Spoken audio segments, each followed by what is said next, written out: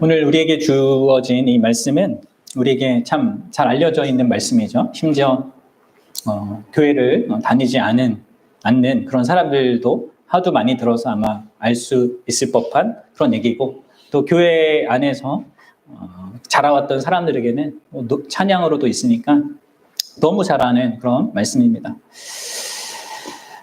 그런데 실상 우리가 이 말씀이 의미하는 바를 정말 얼마나 이 성경이 내포한 그 내용대로 알고 있는가는 사실 좀 다른 문제입니다.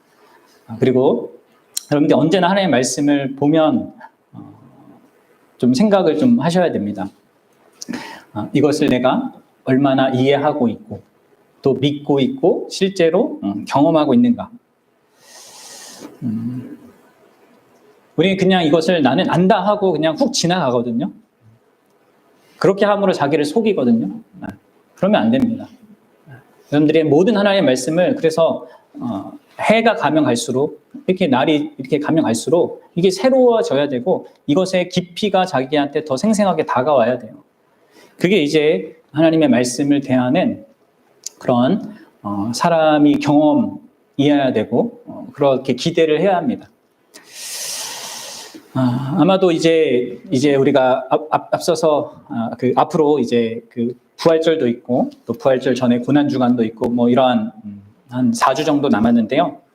이 기간에 좀 무엇을 제가 설교할까 하다가 진짜 가장 기초적이고 가장 근본적인 이 부분을 복음의 좀 핵심된 이 부분을 좀 다루어야겠다라는 그런 생각을 하게 됐습니다. 사실 이제 뭐 처음 이제 기독교에 대해서 듣는 분도 있고 또 이 기독교에 대해서 들어야 될 진짜 처음부터 바르게 알아야 될 그런 사람도 있고 하기 때문에 또 이게 곧 있으면 부활절이기도 하기 때문에 이것의 의미와 이런 것의 그러한 그 복됨을 좀 함께 생각해 보고자 하는 것입니다. 오늘 우리에게 주신 이 말씀은 사실 큰 맥락에서는 예수님께서 바리새인 니고데모에게 거듭남에 관한 그 말씀을 하시는 가운데 주신 것입니다. 구약에 정통했고 성경을 가르치는 자였고 주변 모든 사람들에게 종교적으로나 윤리적으로나 존경받는 그런 사람이 바로 니고데모였죠. 근데 바로 하나님께서는 그런 그의 모든 현재적인 그런 조건과 상태에도 불구하고 그가 하나님 나라를 볼 수도 없는 자이고 하나님 나라를 들어갈 수 없는 자이다라는 것을 이렇게 그에게 일깨워 주셨습니다. 그의 상태와 조건은 겉으로는 화려한 어떤 신앙인이라는 그런 모습을 갖고 있었지만 그 속은 그냥 텅 비어 있는 그런 모습이었죠. 그리고 그런 상태에서 바로 예수님께서는 오늘 이 요한복음 3장 16절에 이 복된 사실을 니고데모에게 선포해 주고 계신 것입니다.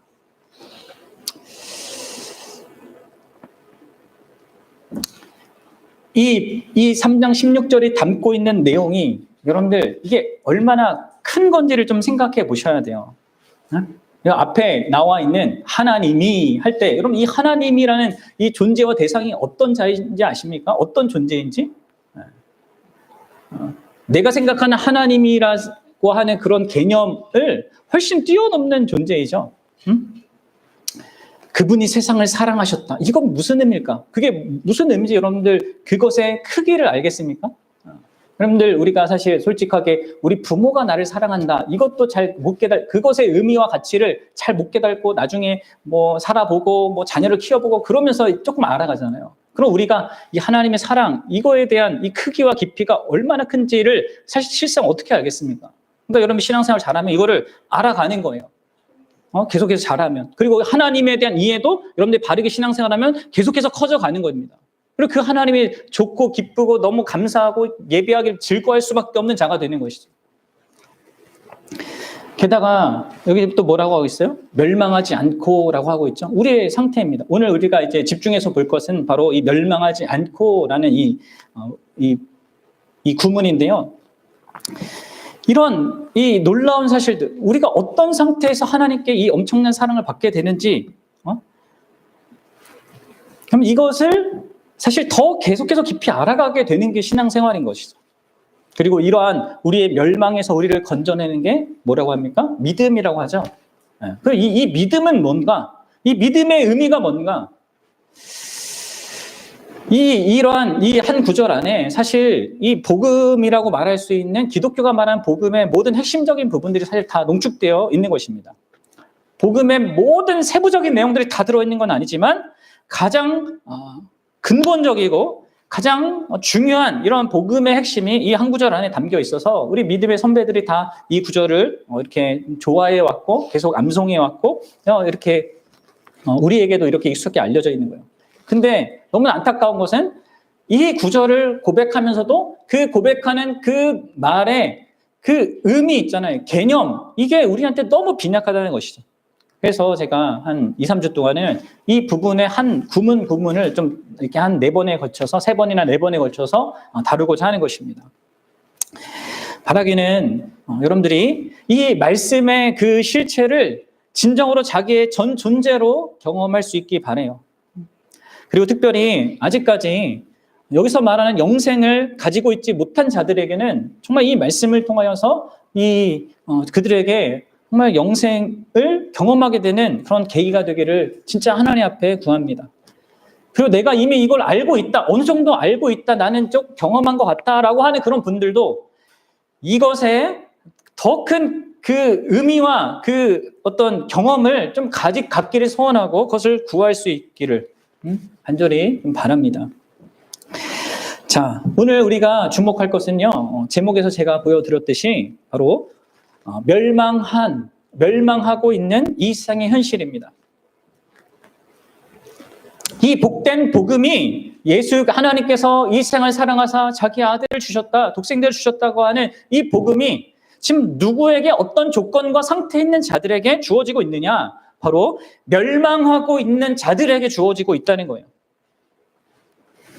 여러분들 아셔야 됩니다. 여러분들이 지금 어떤 상태에 있든지 어떤 외적인 좋은 조건을 갖고 있든 혹은 남들과 비교해서 덜 좋은 조건을 갖고 있든 여러분들이 명확하게 아셔야 될 것은 여러분들은 예수 그리스도를 진실로 믿지 않으면 반드시 멸망하게 되어 있습니다. 여러분들이 이 예수님의 말씀을 어떻게 받아들입니까? 예수님이 사랑이 큰 분이라고 우리가 다 알고 있잖아요. 네? 근데 그 예수님의 입속에서 이 멸망이라는 단어가 나왔습니다. 여러분 이것을 아셔야 돼요. 그러면 여러분들 한번 생각해 보시죠. 이 멸망은 무엇일까요? 또 왜 예수님을 믿지 않으면 사람은 멸망할 수밖에 없는 걸까요? 그걸 잘 생각해 보셔야 돼요. 자, 먼저 생각해 볼 것은 멸망이 무엇인가? 예수님이 말씀하시는 이 멸망은 1차적으로 근본적으로 하나님의 진노 아래에 있는 것을 의미합니다. 뭐라고요? 하나님의 진노 아래에 있는 것. 요한복음 3장 36절에서 사도 요한이 이 부분을 다시 이렇게 표현을 해요. 예수님이 하신 말씀을 다시 자기 말로 이렇게 표현합니다. 같이 읽어봅시다. 시작. 아들을 믿는 자에게는 영생이 있고 아들에게 순종하지 아니하는 자는 영생을 여기에 일단 아들을 믿는 것과 그분에게 순종하는 것은 같은 걸로 얘기하는 것이죠. 지식적으로 믿는 거 아닙니다. 그냥 예수님 믿으면 천국 가라는 이 공식을 믿는 거 얘기하는 게 아니라 예수 그리스도를 진실로 믿고 그분 앞에 순종하는, 주님이신 그분 앞에 순종하는 게 진짜 믿음이잖아요. 그러니까 이러한 이 믿음이 없고 영생을 보지 못하는 자는요, 어떤 상태에 있다고 합니까? 그 영생을 보지 못하고 도리어 하나님의 진노가 그 위에 머물러 있다. 그럼 3장 16절에서는 멸망과 영생이 이렇게 대조되고 있고, 이 말씀에서는 영생을 보지 못한 것과 하나님의 진노가 이렇게 또 대조되고 있죠. 결국 뭡니까? 이 멸망이라는 것은 하나님의 진노 아래에 있는 상태를 말하는 거예요.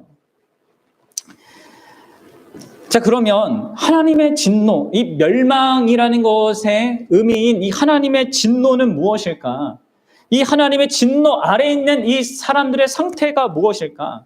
이것은요, 2가지 측면을 가지고 있습니다. 하나님의 진노는요, 우리에게 2가지 국면으로 나타납니다. 하나는 이 땅을 사는 동안 경험하는 하나님의 진노 아래에 있는 어떤 그런 상태이고요. 다른 하나는 우리의 죽음 이후에 받게 되는 하나님의 진노예요. 이 두 가지가 성경이 말하고 있거든요. 사실은 같은 거지만 우리가 이해하기 쉽게 좀 나눠서 생각해 보자는 거예요. 자, 그러면 여러분들 먼저 이 땅 가운데 사는 동안에 모든 인생들이 받고 있는 그 멸망, 곧 하나님의 진노 아래 있는 그것은 무엇일까요? 그것은 하나님께서 우리 인생들을요, 자기 죄 가운데 내버려 두는 것입니다. 우리를 자기 인생, 내 죄 가운데 그냥 내버려 두시는 거예요. 로마서 1장 18절을 읽겠습니다. 로마서 1장 18절. 보십시오.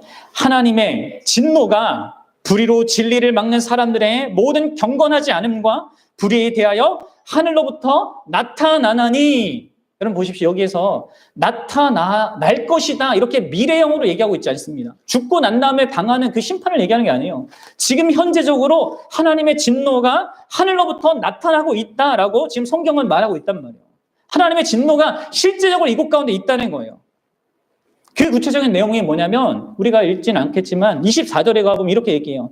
하나님께서 그 인생들을 그 마음의 정욕대로 더러움에 내버려 두시나니 이렇게 얘기해요. 26절에도요. 그들의 부끄러운 욕심에 내버려 두신다 얘기합니다.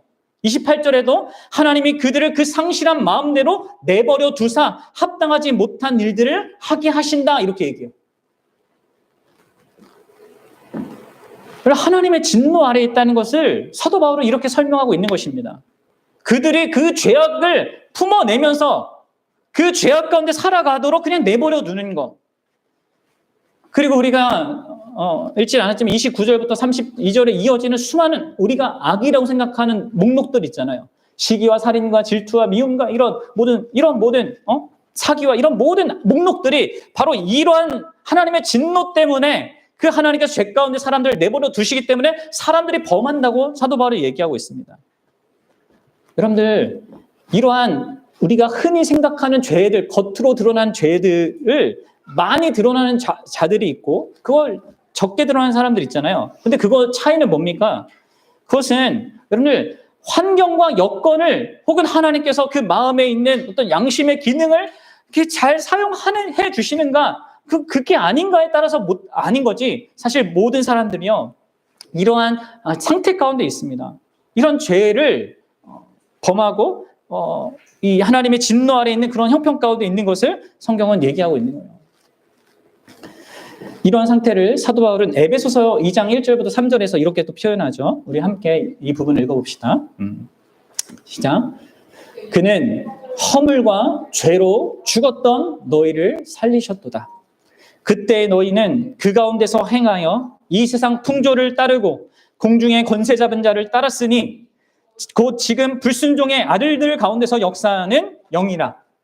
전에는 우리도 다 그 가운데서 우리 육체의 욕심을 따라 지내며 육체와 마음이 원하는 것을 하여 다른 이들과 같이 본질상 진노의 자녀였더니. 우리의 육체의 본성대로 우리가 죄를 뿜으면서 그렇게 살아가는 이 상태가 진노의 그런 상태 아래 있다는 것을 지금 얘기해주고 있는 것입니다. 그리고 그 상태가 성경이 말하는 죽음의 상태예요. 죽음. 그냥 육체가 죽는 게 죽음이 아니라 이러한 하나님의 진노 아래서 자기 죄 가운데 끊임없이 죄를 발휘하면서 살아가는 삶. 이게 지금 죽은 상태라는 거예요. 하나님의 생명 밖에 있는 상태라는 거예요. 이 사람은요 언제나 인간적이고 일시적인 수준과 차원의 매인 삶을 살아갑니다. 여러분 그게 진노 아래 있는 상태입니다. 내게 눈에 보이는 것, 내게 눈에 보이는 이 세상의 삶에 국한되어 있는 것, 눈에 보이는 것이 전부인 것, 아무리 큰 걸 소망해도 인간의 지혜와 사상과 어떤 인간의 능력 여기에 국한된 것만 생각할 수밖에 없는 상태. 그게 여러분들 진노 아래 있는 상태예요. 거기서 벗어날 수가 없고 뛰어넘을 수가 없습니다. 자기가 즐기는 것도 돼요. 그것도 다 이렇게 제한적인 거예요. 내 감각하고 먹고 마시는 것, 이 세상에 있는 것만 전부인 것으로 아는. 그럼 이렇게 진노 아래 있는, 곧 멸망 아래 있는 자는요 자신에게 영혼이 있다는 사실을 모릅니다. 세상 그 무엇보다 큰 이 존재가 있다는 것, 육신은 죽어 무덤에 묻혀도 지속되는 이 영혼이 있다는 것, 사라지지 않는, 보이지 않지만 내 존재의 핵심이 되고 있는 이 영혼이 있다는 것을 몰라요. 여러분들은 여러분들의 영혼이 아십니까? 그 영혼에 관심이 있습니까? 만약 여러분들의 영혼에 여러분들이 관심이 없다면 여러분들은 멸망의 상태에 있기 때문에 그렇습니다. 영적으로 죽어있기 때문에 내 영혼에 관심이 없는 거예요. 진노 아래 있는 자, 곧 멸망하는 자는요, 그가 아는 생명은 오직 육체적인 생명이에요. 그래서 육체에 대해서만 얘기하고 이 육체를 위한 것에 열광하고 이 육체를 위해서 시간과 돈을 다 투자하는 것이죠. 여러분 생각해 보십시오. 여러분들 어디에 여러분들의 시간과 돈을 투자하고 있습니까? 여러분들 영혼을 생각하면서 그 영혼을 위해서 사용합니까? 아니면 오직 육신을 위해서만 사용합니까? 대부분의 사람들이요, 이런 고차원적인 삶, 이 영혼의 존재와 그것에 대해서 관심이 없어요. 육신과 유한한 시간과 세상에 속한 일에 전적으로 매이고 제한된 채 그것만을 위해서 살아가요. 그럼 이게 하나님의 진노 아래에 있는 상태, 곧 멸망하고 있는 상태입니다. 그리고 그 멸망하고 있는 상태를 우리에게 생생하게 증거해 주는 것이 여러분들이 현재적으로 여러분들의 육체가 죽어가고 있다는 사실이 보여주는 거예요. 그럼 여러분 보십시오. 우리가 하루하루 늙어가는 걸 보십시오. 하루하루 몸의 기능이 이루어지는 것을 보십시오. 뭐 부인하고 싶겠지만 여러분들 어떤 의미에서 우리는 매일매일 죽음을 향해 나가고 있습니다. 우리는 진짜 현실을 직시해야 되는 거예요. 아무리 건강을 위하여서 운동을 해도 여러분들 노화되는 거 막을 수가 없습니다. 죽음을 막을 수가 없어요. 또 자기도 모르는 순간에 이 죽음이라는 우리의 철천지 원수는 우리에게 들이닥칩니다. 건강하고 아무 병이 없던 사람도 한순간 쓰러져 죽을 수 있어요. 심장마비가 올 수도 있고 교통사고로 목숨을 잃을 수도 있어요. 그럼 이러한 멸망 가운데 모든 사람들이 살아가고 있는 것입니다. 이게 여러분들 이제 하나님의 진노 아래 있는 멸망받을 사람들의 상태라면 성경이 이야기하는 두 번째 그러한 국면은 죽음 이후의 영원한 멸망으로 이어지는 것을 포함하는 거예요. 사실 이 땅에서 우리가 경험하는 이런 죽음의 이 멸망의 이러한 것들 있잖아요. 이런 것들은 사실 맛보기죠. 실제적이고 더 강력하고 큰 그 영원한 멸망이 모든 사람을 또한 기다리고 있는 것입니다. 이 영원한 멸망을 성경은요, 이 소극적인 것과 적극적으로 얘기하는데 소극적으로 말하면 하나님의 영광에서 분리되어지는 것을 이 멸망이라고 얘기해요. 데살로니가 후서 1장 9절에서 이렇게 얘기합니다. 함께 읽어봅시다. 시작. 이런 자들은 주의 얼굴과, 여기서 이런 자들은 예수님의 복음과 하나님의 복음을 거부하는 자들입니다. 뭐예요? 이런 자들은 주의 얼굴과 그의 힘의 영광을 떠나 영원한 멸망의 형벌을 받으리라. 네. 그러면 우리가 이 땅의 삶을 사는 동안에는요, 심지어 하나님의 그 진노 아래 있어도, 멸망이라는 그 상태에 아래 있어도 하나님의 얼굴이라고 말하는 하나님의 은혜잖아요, 이거에? 하나님의 힘의 영광이라고 말하는 이 하나님의 어떤 그 일반적인 은혜의 능력이 있거든요. 그것을 여러분 멸망하고 있는 상태에서도 받아 누리고 있습니다. 여러분이 사는 동안에는 모든 인생들이 다 이것을 경험하는 거예요. 근데 이 영원한 멸망에는 이러한 하나님의 일반적인 은혜로부터 완전히 배제되는 것이죠. 그래서 영원한 멸망의 형벌을 받게 되는 것입니다. 마태복음 5장 45절에서 예수님이 그래서 이렇게 얘기하셨어요. 이같이 한즉 하늘에 계신 너희 아버지 아들들이 되리니 이는 하나님이 그 해를 악인과 선인에게 비추시고 비를 의로운 자와 불의한 자에게 내려줌이라.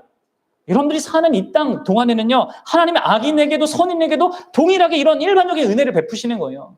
그런데 이 두 번째 국면, 영원한 멸망의 두 번째 국면에 들어가면 그런 하나님의 은혜, 하나님의 얼굴이라고 말하는 그 은혜로부터, 하나님의 능력으로부터 완전히 배제되는 것입니다. 우리가 이렇게 잘 살 수 있는 게 지금 하나님의 능력으로 이 온 우주를 붙들고 있기 때문 아닙니까? 우리 지구를 그분께서 주장하고 있기 때문이 아니에요?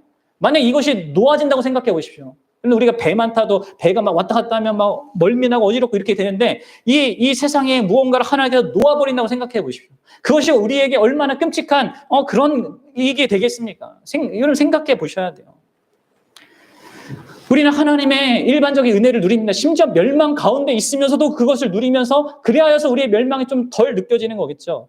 공기와 바람과 태양과 빛과 생명, 우리의 모든 관계 속의 만남, 즐거움 등등등. 근데 그 모든 것이요, 이제 영원한 멸망으로 인하여서 영원히 배제되고 누려지지 못하게 되는 그러한 조건에 이렇게 빠지게 되는 거예요. 그 영원한 멸망을 또 다른 말로 하면 뭐예요? 결국 지옥이죠. 지옥. 오늘날에는 교회에서 지옥을 얘기하지 않아요. 거의. 그렇죠? 지옥 얘기 여러분 들어보셨어요? 사람들이 불편해하니까 듣기 싫은 거라고 생각해서 잘 안 한단 말이에요. 근데 여러분들 성경에서 성경을 보면 이 지옥에 대해서 가장 많이 말하는 사람이 누군지 아십니까? 예수님이에요. 예수님. 그리고 신구약 전체에 걸쳐서 계속해서 이 지옥의 실체를 말하고 있습니다. 많은 사람들이 이 지옥을 꺼지지 않는 불에 의해 고통당하는 것으로 생각합니다. 불타는 이렇게 고통. 성경의 여러 부분에 지옥을 그렇게 불로 묘사하고 있죠. 근데 여러분들, 우리는 이게 상징적이라는 것을 좀 염두에 두어야 합니다. 실제가 아니라, 그런 고통이 없다는 얘기가 아니라 지옥의 고통이 바로 불에 타는 듯한 그런 고통과 같은 끔찍한 고통이 될 것을 말해주는 거예요. 모든 것이 분리되는, 불로 말미암아 분리되는 그 분리를 경험하게 될 것을 말해주는 거예요. 그러면서도 여러분, 성경의 다른 부분에서는 이 지옥을 바깥 어두운 곳이라고 그렇게 또 표현하고 있지 않습니까? 그럼 생각해 보세요. 불이 있는데 왜 어둡겠어요? 이게 아마 어두운 불일 수도 있겠지만 그냥 상식적으로 생각하면 이게 불의 이미지를 통하여서 그곳에서 경험하게 될 끔찍한 고통에 대해서 말해주는 거고, 이 어두움의 이 이미지를 통해서 뭘 말해줍니까? 이 지옥 아래에서 경험하게 될 아주 고독하고 지독한 외로움, 모든 것으로부터 배제되는, 하나님의 은혜로부터 배제되는 그것을 보여주는 것이죠. 그리고 여러분, 이게 사실 이 지옥의 본질이자 끔찍한 고통과 처절한 외로움의 본질은요, 바로 하나님의 진노입니다. 영원한 하나님의 진노를 받는 것, 이게 멸망받는 그 상태에 있는 모든 자들의 운명인 거예요. 진짜 제가 이거를 어떻게 이게 실감나게 여러분들에게 표현해 줄 수 있을지 모르겠지만, 여러분들 하나님을 생각해 보십시오. 하나님이 여러분, 우리가 이게 두려워하는, 우리가 북한에 대해서 세계가 왜 이렇게 조금 이렇게 걱정하고 염려하는 게 뭡니까? 그들이 그냥 핵이라는 그 엄청난 무기를 사용할까봐 그게 이게 불안한 거 아니에요. 또 왜 러시아, 우크라이나 이런 전쟁들이 있을 때 왜 그들이 막 핵을 사용하고 하면 불안하잖아요. 최첨단 그런 무기에 의해서 우리가 당할 그런 고통 때문에 우리가 두려워하지 않습니까? 우리 하나님이 이 인간이 만들어낸 그 최첨단 무기와 비교될 수 있는 대상이겠습니까? 그분의 그 진노가 그것보다 그 수준이 낮겠냔 말이에요. 우리가 아무리 뭔가를 만들어도, 여러분, 개미가 뭔가 강력한 뭐를 만들어도 그게 인간에게 그토록 큰 문제가 되겠냐는 거예요. 해결 방법을 다 찾겠죠. 근데 안 돼요, 여러분. 우리가 아무리 뭘 해도 하나님이 진노하신 이 문제에 대해서는, 그리고 그 크기가 어떻게 될 건가에 대해서는 여러분 진짜 깊이 생각해 봐야 돼요. 그분은 전능하신 분이세요. 모든 것을 아시는 분이십니다. 그분을 피해서 숨을 곳은 없습니다. 무시무시하고 두려운 그 하나님의 분노, 이것이 인간의 최종 멸망의 의미라는 것이죠.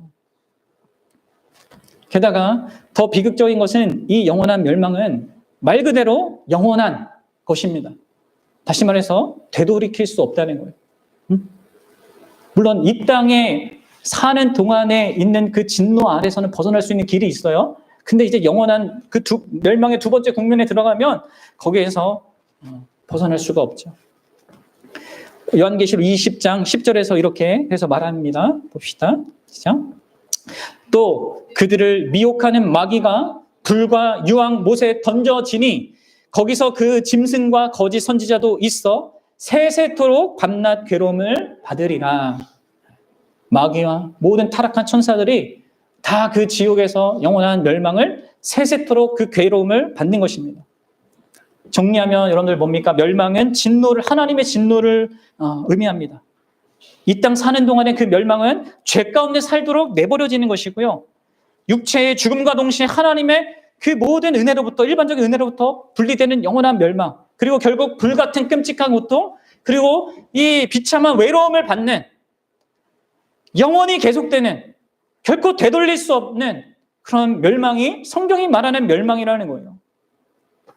사랑 여러분, 저는 여러분들에게 지금 바로 이 시간 여러분들이 하나님의 이 진노를 피해서 그 멸망을 피해서 도망쳐서 정말 예수 그리스도라는 그 문으로 들어가기를, 그 들어가서 하나님의 사랑 안으로 그렇게 들어가라고 위헌 경보를 울리고 싶습니다. 여러분들이 이 지금 말씀을 잘 들으셔야 돼요. 그리고 어떤 사람에게는 이 시간이 결정적인 인생의 중요한 시점이 될 수 있어요. 언젠가는 하나님께서 말하실 거예요, 진짜. 여러분들 하나님 앞에 딱 섰을 때, 2024년 3월 10일 날 내가 분명히 너한테 경고했다. 왜요? 지금은 그래도 은혜 받을 수 있는 때고요. 지금은 구원의 날이기 때문에 그렇습니다. 그래서 하나님께서 이 요한복음 13장 16절의 이 말씀을 지금 우리에게 주시는 것이죠. 자, 그러면 생각해 봅시다. 왜 우리는 멸망하게 됩니까? 도대체 왜 예수님을 믿지 않으면 멸망하게 되는 것입니까? 왜예요? 이유가 뭡니까? 우리 멸망이 무엇인지 봤는데 왜 우리는 멸망하게 되는 것입니까? 바로 우리가 죄인이기 때문에 그렇습니다. 죄를 져서 죄인이 아니라 죄인이기 때문에 죄를 짓고 그로 말미암아 이 죄인이기 때문에 우리가 멸망을 받는 것이죠. 여러분들의 마음을 잘 살펴보십시오. 죄인은 죄를 짓는 것을 즐거워합니다. 그게 자연스럽습니다. 그런지 아닌지 여러분 조금만 깊이 생각해 보시면 압니다. 우리는 우리의 의지가 죄를 짓고 싶어하는 방향으로 기울어져 있어요. 여러분들 아시죠? 여러분들이 태어날 때 아니면 우리 자녀들을 키워보면 알잖아요. 가르쳐주지 않아도요. 이런 잘못되고 왜곡된 방향으로 자꾸 뭐를 하려고 해요. 뭐 거짓말도 그렇고 다 그래요. 여러분 우리도 얼마나 많이 정직해야 한다고 그것이 옳다고 많이 배웠습니까? 그리고 심지어 거짓말해서 좋지 못한 결과도 내 인생 가운데 경험했지만 계속 거짓말을 해요. 이게 우리의 상태인 거예요. 여러분 생각해보세요. 왜 우리는 권장되는 이런 선한 행동을 하는 것은 잘 하기 힘들고 또 하더라도 뭔가 용기와 또 인내를 가져야 돼요. 근데 하지 말라는 이 나쁜 행동은요. 누가 시키지 않아도 하는 거예요. 왜 그럴까요? 그냥 자연스럽게 합니다. 우리 중에 누구도 의무적으로 악한 행동을 하는 사람이 없어요. 그저 다 원해서 즐거워서 합니다. 그 마음의 깊은 곳에는 이게 여러분들 우리의 의지가 죄를 즐거워하고 맛보는 쪽으로 기울어졌다는 것을 보여주는 거예요. 그래서 예수님께서 이렇게 얘기하셨죠. 마태복음 7장 20절부터 23절 보십시오. 읽어봅시다. 이건 환경의 문제야. 내 부모가 나를 이렇게 만들었던 거야. 우리는 또 이렇게 변명을 하거든요. 이게 핑계를 대고 남 탓을 하거든요. 근데 예수님 이렇게 얘기하죠. 뭐라고 합니까? 또 이르시되 사람에게서 나오는 그것이 사람을 더럽게 하느니라.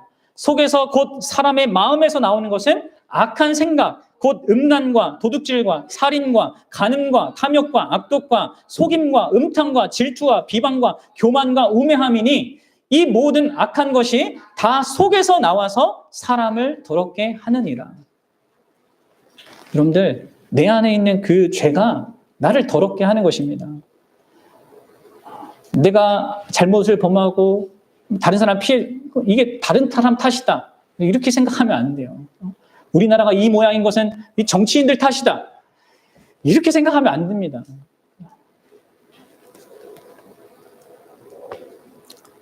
우리가 흔히 악하다고 생각하는 모든 외적인 말과 행동은 이 악한 마음에서부터, 이 악한 마음의 질병에서부터 나오는 외적인 증상일 뿐인 겁니다. 여러분들이 교육을 받고 훈련을 받고 인격 형성을 위한 어떤 도덕적인 것을 많이 잘 배운 사람은 어느 정도 이 약한 마음을 억제할 수는 있지만 그것을 제거할 수가 없어요. 그리고 오히려 그 악한 마음이 그런 본성이 다른 식으로 표출됩니다. 더 교묘한 방식으로. 그래서 여러분들 예수님은 이 인간의 악한 이 마음이 악한 행동뿐만 아니라 선한 행동마저 어떻게 죄에 영향받는지를 이렇게 폭로하시죠. 우리 마태복음 6장 2절부터 4절을 보도록 하겠습니다. 보세요. 자, 그러므로 구제할 때 외식하는 자가 사람에게서 영광을 받으려고 회당과 거리에서 하는 것 같이 너희 앞에 나팔을 불지 말라. 진실로 너에게 이르노니 그들은 자기 상을 이미 받았느니라. 너는 구제할 때 오른손이 하는 것을 왼손이 모르게 하여 내 구제함을 은밀하게 하라. 은밀하게 중에 보시는 너희 아버지께서 갚으시리라. 그럼 사람들에게 영광을 받으려고 나팔 불듯이 구제하는 선행을 하는 사람들이 있습니다. 그게 위선이라고 지금 예수님 얘기하시죠? 그것은 선행을 베푸는 것이 아닙니다. 겉은 착한 행동이어도 그것은요, 사람들에게 칭송을 구매하는 거예요. 사는 거죠. 그리고 이어지는 5절에도 다른 사람에게 보이려고 기도하는 것. 여러분, 기도는 선한 행동이죠. 그러나 그게 죄로 말미암아 오염될 수 있다는 것을 보여주는 거 있는 거예요. 우리 안에 있는 이 죄악된 마음이 있어서 여러분들, 이게 우리가 도둑질이나 폭력 등 이런 나쁜 일을 행할 때만 작용하는 것이 아니라 이웃에게 선을 베풀고 하나님을 향해서 뭔가 착한 일, 기도도 하고 봉사도 하는 이런 모든 것에도 이 죄가 역사한다는 걸 알아야 되는 거예요. 그래서 여러분들, 우리는 악행뿐만 아니라 선행 또한 죄악될 수 있다는 것을 알아야 돼요. 그래서 여러분들, 로이드 존스 목사님은 여러분들이 만약 죄의 참모습을 보기 원한다면, 진정으로 그 죄가 뭔지를 보기 원한다면 여러분 주변에 아주 위대하고 탁월하고 경건하고 헌신된다고 하는 그 성도, 그 하나님을 믿는 사람을 보라고 합니다. 하나님의 임재 앞에서 무릎 꿇고 기도하고 엎드려 있는 그 사람 안에도 죄가 침범하고 그 사람을 유혹한다는 걸 볼 수 있어야 된다는 거예요. 실제로 하나님을 예배하는 것이 아니라 그 사람이요, 자기를 예배하고 있을 수 있거든요. 이게 여러분들 죄의 실체예요. 여러분들, 이게 기독교가 너무 죄를 강박적으로 보는 거 아니냐, 너무 꼬치꼬치 다 찾아내는 거 아니냐, 이렇게 여러분 생각할지 모르겠지만, 그럼 이게 죄의 실체고 실체를 보는 게 그럼 우리가 그 실체에 대한 해결책을 찾을 수 있는 길이기도 합니다. 그것을 보여주는 것은 바로 그 심각한 그 죄로부터 바로 그분께서 우리를 구원하기 위해서 보여주시는 것입니다. 그걸 봐야지만 구원의 필요성을 알고 구원을 정말 간절히 소망하고 그 구원의 가치와 소망, 그 영광을 아는 것이거든요. 이 죄가 무엇인지 모르고 이게 뭐예요? 이 죄의 개념이 미약하면 그 사람은 자기가 하나님께서 나를 구원해 주신 거, 죄에서 건져낸 거의 의미와 가치를 너무 가볍게 어낸 거예요. 그럴 수밖에 없어요.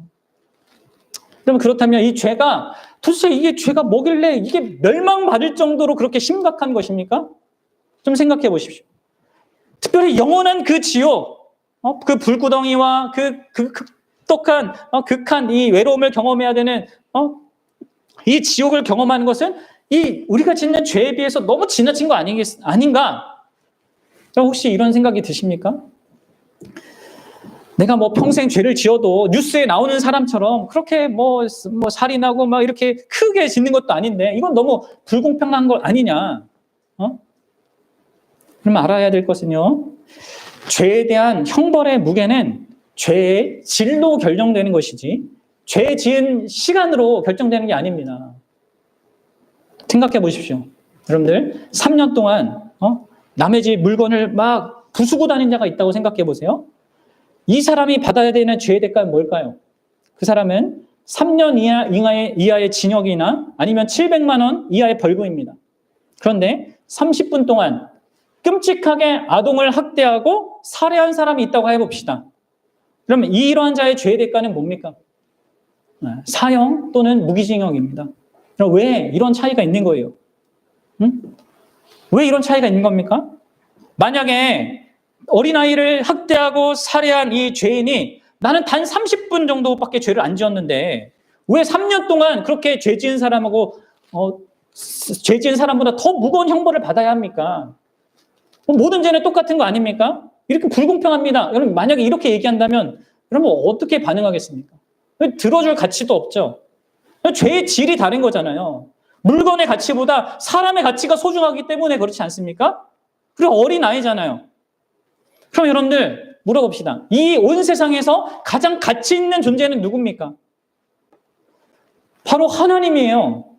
사람이 소중하지만 하나님은 그 사람과 비교할 수 없을 정도로 무한히 소중한 분이십니다. 하나님이 우주에서 가장 가치 있는 분이에요. 하나님의 위대함과 가치가 무한하고 여러분들 모든 것은 다 바로 그분에 의하여서 가치가 매겨집니다. 그분이 모든 것의 시작이고 모든 것의 끝이에요. 모든 사람과 모든 존재는 다 그분에게 의존하고 있단 말이에요. 우리의 존재로부터 우리의 소유로부터 모든 것은 다 하나님이 허락하셨습니다. 우리가 아무리 뭔가 잘난 게 있어도요. 여러분 그거 다 하나님이 주신 것입니다. 따라서 여러분들 우리는 하나님에게 완전한 신뢰와 충성과 사랑과 예배와 경배와 존경과 순종을 빚지고 있는 자들인 거예요. 마땅히 그렇게 해야 되는 거예요. 왜 우리가 부모에게 효도하고자 하는 마음이 그래도 철들면 드는 이유가 뭐예요?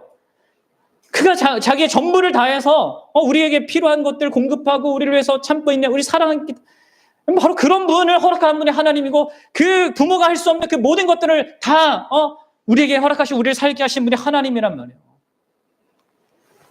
우리의 죄가 그토록 심각한 이유는 바로 이 가장 가치 있는 대상을 향한 범죄이기 때문에 그렇습니다. 그럼 친구를 때린 것과 부모를 때린 것 중에 뭐가 더 나쁜 거예요? 응? 더 가치 있는 존재를 향해 저지른 죄가 더 악한 것입니다. 온 우주에서 가장 위대하고 가장 가치 있고 가장 고결한 그 분을 향하여 지은 죄, 그것이 우주에서 가장 악한 죄이고 우주만큼 악한 죄이고 그렇기 때문에 영원한 멸망을 받아야 될 그 형벌이라는 것이죠. 그래서 여러분들 영원한 멸망의 지옥입니다. 더불어 사람에게 범하는 모든 죄도 근원적으로 다 하나님께 짓는 죄잖아요. 그렇죠? 그럼 이걸 좀 보셔야 돼요. 창세기 9장 6절을 보십시오. 읽어봅시다. 시작. 다른 사람의 피를 흘리며 그 사람의 피도 흘릴 것이니 이는 하나님이 자기 형상대로 사람을 지으셨음이라.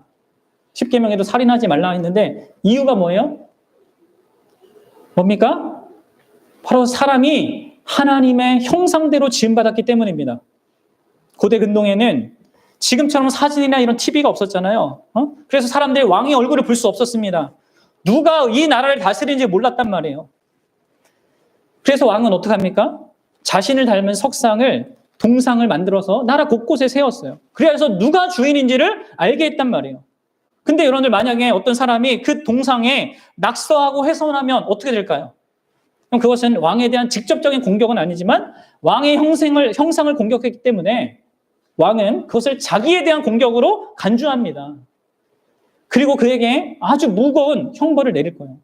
마찬가지입니다. 여러분들 인간을 공격하고 인간을 무시하고 인간을 외면하고 사랑하고 섬기지 않는 그리고 비난하고 비판하고 욕하는 이런 모든 것들은요. 결국 하나님이 자기를 공격하는 것으로 여기는 것입니다. 왜 우리가 인간을 소중히 여겨야 돼요? 사람을 소중히 여겨야 돼요? 내 옆에 있는 가족들, 아내, 남편, 자녀들, 왜 부모, 왜 소중히 여겨야 합니까? 내가 직장에서 만나는 그 모든 사람들? 그 이유는 하나님이 소중하기 때문입니다. 하나님이 가장 존귀하기 때문입니다. 가장 중요하고 소중한 가치 있는 하나님이시기 때문에 내가 다른 사람에게 죄를 범하는 것은요, 지옥의 심판을 받을 죄인 거예요. 여기서 우리 또 의문이 들어요.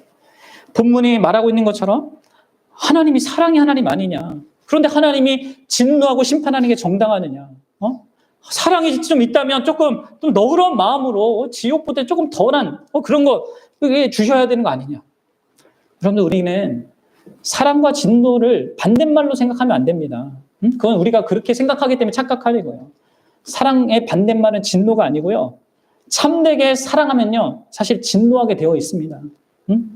그렇지 않겠어요? 그럼 우리 딸이 있는데 어떤 불량배가 제 앞에서 우리 딸을 막 폭력을 행사한다고 하려고 한다면 제가 사랑하는 아빠로서 딸을 사랑하는 아빠로서 제가 어떻게 반응하는 게 정당한 겁니까? 난 기독교인이고 목사니까 참아야지, 사랑해야지 이렇게 하는 게 정당할까요? 아니요, 그렇게 하면 제가 딸을 사랑하는 게 아니죠.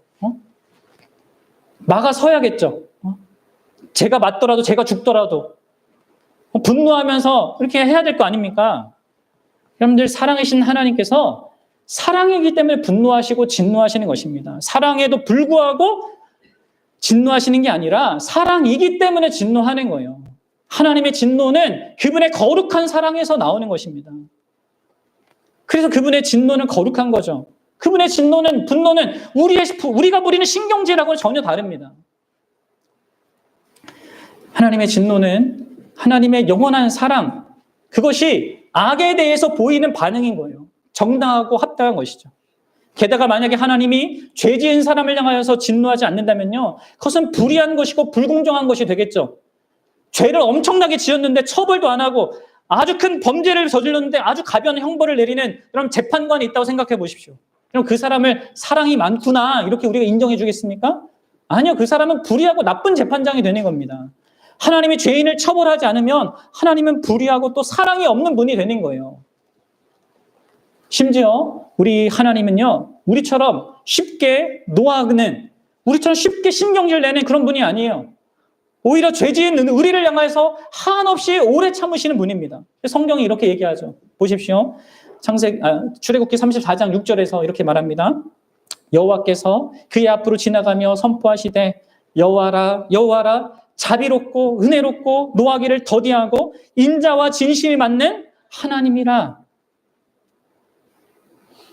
그런데 하나님은 노하기를 더디하시는 분이십니다. 하나님은 가장 화나게 하기 힘든 그런 대상이에요. 그런데도 그런 하나님이 죄와 악을 향하여서 또 인간을 향해서 진노한다는 것은요, 뭘 의미하겠습니까?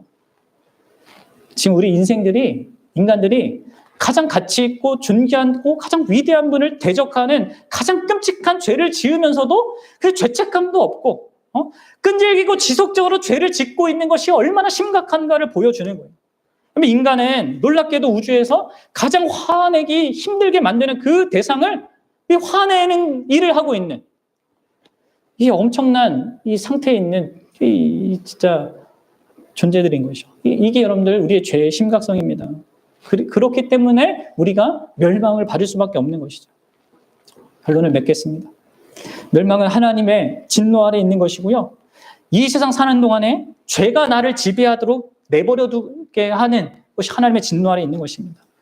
그래도 일반 은혜를 받으면서 그런 것들을 조금 이제 덜 이게 경험하게 좋은 것도 경험하게 되죠. 그런데 죽음을 통해서 영원한 멸망의 심판을 경험하게 되어 있습니다. 불이 있고 어두운 곳으로 묘사되는 그런 끔찍한 고통과 비참한 고독이 있는 그 지옥에서 세세토록 타락한 천사 사탄과 함께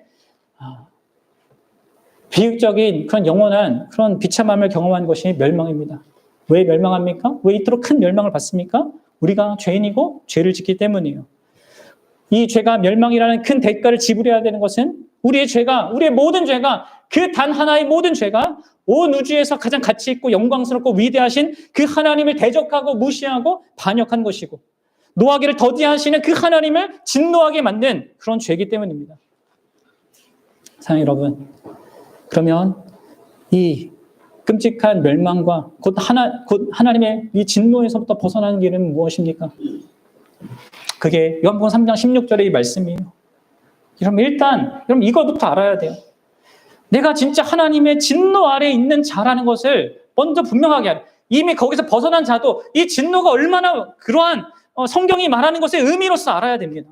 근데 우리가 우리 스스로는 알 수 없죠. 그래서 성경이 알려주니까 우리가 이것을 알게 되는 거예요. 그래서 여러분 이게 이 진노의 상태, 멸망의 상태를 아는 것은 듣기는 힘든 거지만 여러분들 그럼에도 불구하고 감사한 일입니다. 이런 실체가 있다는 것을 보여주는 것입니다. 그리고 두 번째로 여러분들 우리는 이 진노에 대해서 우리가 스스로 해결할 수 있는 일이 없음을, 이게 해결이 안 되는 것임을 인정해야 됩니다. 그럼 니고데모가 누구예요? 아주 훌륭하고 인정받고 존경받는 종교 지도자입니다. 구약 성경을 딸딸 외우는 사람, 가르치는 사람, 열정적으로 하나님을 믿고 성경에 대한 많은 지식을 갖고 있고 도덕과 윤리에서 존경받는 자였지만 그 자체도 멸망 아래 있고 그가 가진 모든 것 무엇도 그 멸망에서 건져낼 수 없다는 것, 그것을 말하고 있단 말이에요. 만약에 있었다면, 그가 그런 거 더 열심히 하면 뭔가 이 멸망을 벗어날 수 있었다면 예수님을 보내줄 이유가 없겠죠. 하나님이 예수님을 보내줄 이유가. 사랑하는 여러분, 우리가 이제 다음에 이 성경이 멸망하지 않기 위해서 믿으라 하고 하는 이런 말씀을 하는데, 이 믿음은 우리가 행하는 어떤 선한 행위나 해결 방법이 아닙니다. 아셔야 돼요. 이 믿음은 우리에게 해결 방법이 없음을 알고 하나님이 주시는 해결 방법을 받아들이는 의미로서의 믿음입니다. 그리고 결론적으로 여러분들, 이 하나님의 진노, 곧 멸망에 대한 해결 방법은요, 해결하신 하나님의 그 방법은요, 바로 그래서 하나님이 제공하시는 것은요, 하나님의 사랑이라는 것을 아셔야 됩니다. 여러분들, 하나님의 진노라는 그 멸망에서 우리를 건지는 것은요, 하나님의 사랑입니다. 이걸 알고 믿어야 돼요. 하나님의 사랑이 어떻게 우리를 하나님의 진노에서 구원하냐, 그것을 알고 보여주기 위해서 바로 오신 분이 예수 그리스도이신 거예요. 그리고 바로 이런 이유 때문에 그 어떤 극악한 죄인도 소망이 있는 거예요. 하나님의 진노는 인간이 가진 그 어떤 조건도 해결할 수 없고 피할 수 없지만 바로 하나님의 사랑이 있기 때문에 인간이 가진 그 어떤 악한 조건도 관계없이 그 사람을 구원할 수 있어요. 그래서 이후에 그 사마리아 여인 있잖아요. 남편을 5이나 갈아치면서 죄악 가운데 살던 그녀가 예수 그리스도로 말미암아 구원을 받는 일이 일어난 거죠. 이어서. 결국 우리가 할 일은 성경을 통하여서 하나님께서 이 모든 사실을 알려주는 대로 받고 믿는 것입니다. 자기가 멸망하고 있다는 사실을 깨닫고 이 멸망의 실체이신 하나님의 진노를 알고 믿고 회개하여 죄에서 돌이켜야 되는 것입니다. 돌이키되 그 진노보다 훨씬 큰 하나님의 사랑을 향하여서 돌이키는 것입니다. 그분의 사랑의 실체이신 바로 그 예수 그리스도를 알고 보고 믿고 그분이 행하신 그 십자가라는 하나님의 해결 방식을 믿는 것이죠. 사실 여러분들, 하나님은 그 거룩한 사랑과 공의로우심을 말미암아 우리 인류를 영원한 심판의 구렁텅이에 그냥 멸망하도록 내버려 두실 수 있었고요. 만약 그렇게 내버려 둔다 할지라도 하나님의 영광과 사랑에 의해는 아무런 흠이 가지 않습니다. 마치 사탄을 하나님께서 타락했을 때 그 사탄을 구원하기로 계획하지 않으셨거든요. 지옥에 영원히 멸망하기로 작정하셨습니다. 사탄과 귀신들 중에는 구원받는 자가 없잖아요. 오직 하나님께서 타락한 인간들 중에서만 하나님께서 구원하기로 작정하셨단 말이에요. 근데 그렇게 안 한다 하더라도 사실 아무런 하나님에게 손해되는 일도 없고 하나님께 영광이 가려지는 일이 없습니다. 그럼에도 불구하고 하나님은 까닭없는 긍휼과 정말 이해 안 되는 그 사랑으로 죄인인 우리를 멸망해서 구원하시는 거예요. 그래서 죄인인 우리에게 하나님의 진노라는 멸망 아래 있는 우리에게 소망이 있는 것은요, 생기게 된 것은요, 바로 그분께서 자격 없는 우리, 사랑받을 만한 어떤 것도 없는 우리에게 그분이 오직 그저 사랑하셔서 그분에게 기원한 그 사랑으로 우리에게 그 구원의 길을 열어주셨기 때문입니다. 그래서 여러분들, 이것을 아는 사람은요, 이것을 믿는 사람은 오직 하나님의 그 은혜와 사랑만을 높여 찬양하는 그런 자로 하나님 앞에 설 수밖에 없는 것이죠. 그 사랑이 우리를 죄와 그 영원한 그 멸망에서 건져내는 것뿐만 아니라 우리가 아무리 이 땅에서 노력해서 얻을 수 없는, 노력해서 얻어도 얻을 수 없는 그 영생까지도 주시는, 이게 여러분들 하나님의 이 엄청난 사랑이죠. 그의 진노가 정말 엄청나게 무궁하다면 그의 사랑은 더 할 수 없는 그 큰 것이죠. 여러분 이것을 알아가는 게 신앙생활입니다. 그 하나님의 진노가 얼마나 큰지를 더 깊이 내 인생 가운데 알아가는, 내 죄의 실체가 얼마나 심각한지 알아가는 게 신앙생활이고, 근데 그것보다 더 크고 무한한 하나님의 사랑이 얼마나 엄청난지를 또한 동시에 알아가는 그 사람. 그 사람은요, 이 땅을 다르게 살 수밖에 없습니다. 가장 두렵고 극심한 피해야 될 그것을 피한 자이고, 정말 이 세상에 그토록 찾아 헤매던 나를 가장 행복하게 해줄 수 있는 그 참된 사랑을 소유한 자이기 때문에 이 땅을요, 다르게 살 수밖에 없게 되겠죠. 타락에는 저와 여러분들이 이러한 하나님을 알고 하나님의 사랑을 알고 나의 실체를 알고 이러한 하나님의 사랑 앞에 진실로 반응할 수 있게 되는 그런 귀한 사람들이 되기를 주의 이름으로 축원합니다.